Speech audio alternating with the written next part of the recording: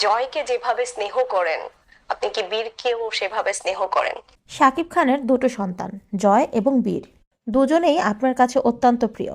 জয় এবং বীর দুজনকে আপনি সমান চোখে দেখেন কিনা এরকম প্রশ্ন অপুর কাছে রাখলে অপু বিশ্বাস বলেন, তিনি জানান দুজনই দুই পৃথিবীর মানুষ, তাই তাদেরকে নিয়ে আমি কোনো প্রকার মন্তব্য করতে চাই না। দুইজন দুই জগতের মানুষ, তো আমার পছন্দ যে একজনকেই করতে হবে একজনকে করতে হবে না তা কিন্তু নয়।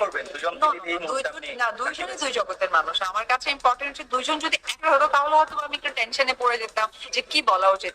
জগৎটাই দুটো আলাদা এবং কখনোই তারা চাইলে তার জগতে সে আসাটা সম্ভব নয়। তো সেই জায়গা থেকে ডেফিনেটলি দুইজনই আমার কাছে অত্যন্ত প্রিয়।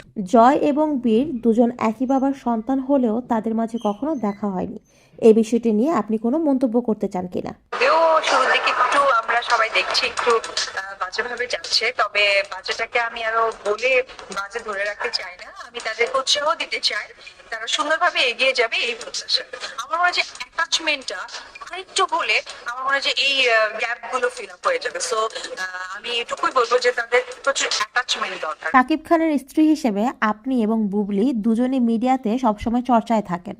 এই গসিপগুলোকে আপনি কিভাবে দেখেন? প্রথমে বলবো আমরা শোবিজের মানুষ। আমরা আমাদের ক্ষেত্রে মানে এক ধরনের বিতর্ক সৃষ্টি হওয়াটা খুব স্বাভাবিক ব্যাপার।